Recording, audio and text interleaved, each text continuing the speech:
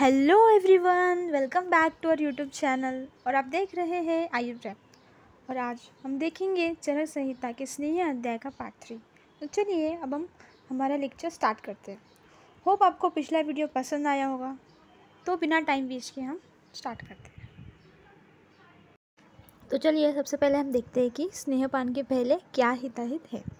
तो यदि कोई व्यक्ति कल स्नेह पीने की इच्छा रखता हो, यानी एक रात्रि पूर्व, तो आज रात उसको मतलब कि स्नेहपान के एक दिन पूर्व उसको द्रव, उष्ण, न विसंधि, न अति स्निग्ध और जिसमें पदार्थ मिले जुले न हो, यानी कि असंकीर्ण और मात्रापूर्वक भोजन करना चाहिए। देखते हैं हम कि स्नेहपान का समय क्या है। तो मनुष्य को भोजन के समय भूख लगने पर संशमन स्नेहपान करना चाहिए। यदि संशोधन स्नेह पीना हो तो रात्रि में किए हुए आहार का ठीक ठीक पाचन होने के बाद ही स्नेह का पान करना चाहिए। नेक्स्ट हम देखते हैं कि स्नेह पान के बाद और उसके पचने के बाद क्या करना चाहिए। सर्वप्रथम स्नेह पान के बाद गर्म जल का सेवन करें और रात्रि में शयन करें। मलमूत्र वायु का वेग उसको धारण ना करें और हमें व्यायाम, उच्च भाषण, क्रोध, शोक, शीतल वस्तु और धूप, इन सब का अवॉइड करना है। ठीक है। नेक्स्ट देखते हैं कि स्नेहपान के बाद हमें क्या क्या करना चाहिए। तो स्नेहपान के बाद क्या होना चाहिए कि स्नेह जीर्ण होने के बाद हमें पुनः स्नेहपान कर लेने पर क्या होता है कि मिथ्या उपचार होता है और उससे क्या होता है कि बहुत ही कष्टप्रद रोग जो है उत्पन्न होते हैं। नेक्स्ट देखते हैं कि क्वेश्चन क्या है कि मृदु कोष्ठी व्यक्ति और क्रूर कोष्ठी व्यक्ति कौन है। तो मृदु कोष्ठ व्यक्ति जो है उसमें क्या होता है कि केवल अच्छा स्नेह पीने से मृदु कोष्ठ व्यक्ति 3 रात में और क्रूर कोष्ठ व्यक्ति 7 रात में स्निग्ध होता है। अब देखते हैं कि मृदु कोष्ठ के लिए विरेचन क्या है। तो मृदु कोष्ठ वाला व्यक्ति गुड़, इखरस, दूध, दही, खिचड़ी, घृत, त्रिफला, मुनक्का, हॉट वाटर, पीलू का रस और नूतन मदिरा और काश्मीर से उसका विरेचन होता है। जबकि क्रूर कोष्ठ व्यक्ति में क्या होता है कि कुपित वायु होती है ग्रहणी में, जिससे क्या होता है कि क्रूर कोष्ठ व्यक्ति में मृदु द्रव्य से विरेचन नहीं होता। नेक्स्ट हम देखते हैं कि अविधि पूर्वक स्नेह सेवन से क्या उपद्रव होते हैं।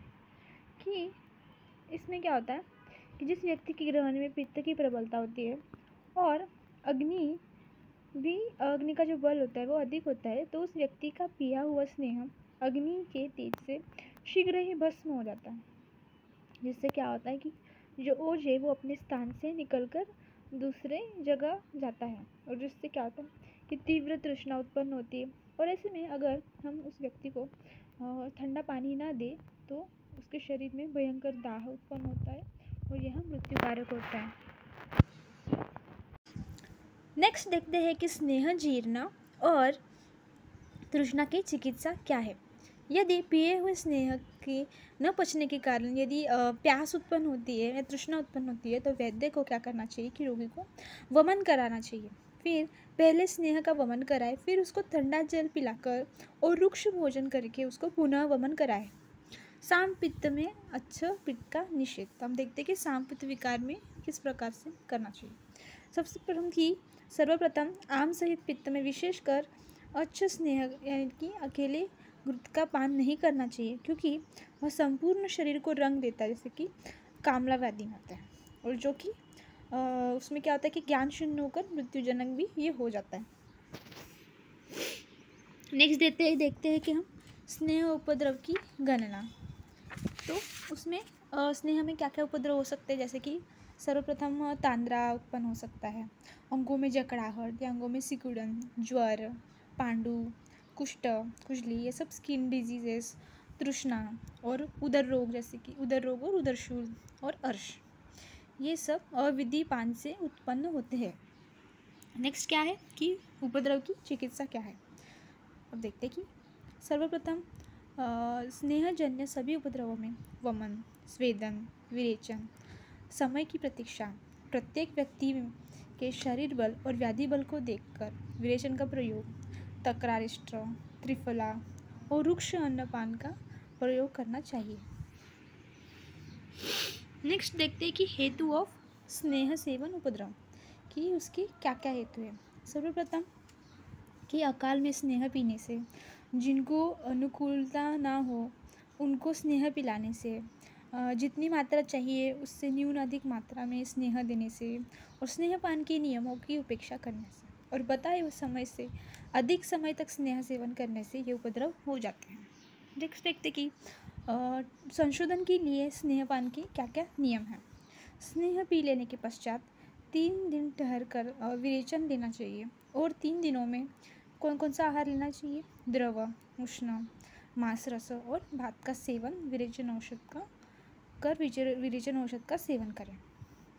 तत्पश्चात वमन के लिए स्नेह प्रयोग का नियम। तो स्नेह पीने से 1 दिन बाद वही सेम जो हम आहार विरेचन में लेते हैं वो सेम आहार देना चाहिए, और बट डिफरेंस यह है कि वमन में के बाद धूमपान का के लिए कहा गया है, जो कि विरेचन में नहीं बोला गया। और संशमन भी विरेचन के जैसे ही सेम उसके भी नियम है। लास्ट देखते कि हम विचारणा के योग्य पुरुष कौन कौन से हैं।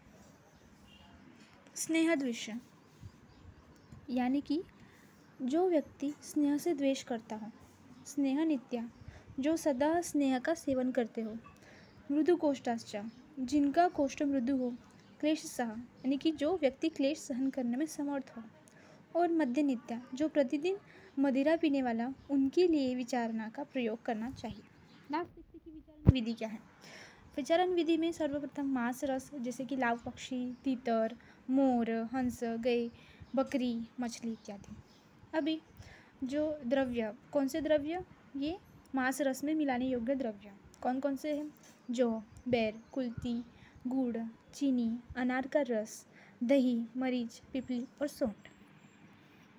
फाइनली हम देखते हैं कि स्नेह का बाह्य प्रयोग किस प्रकार से किया जा सकता है।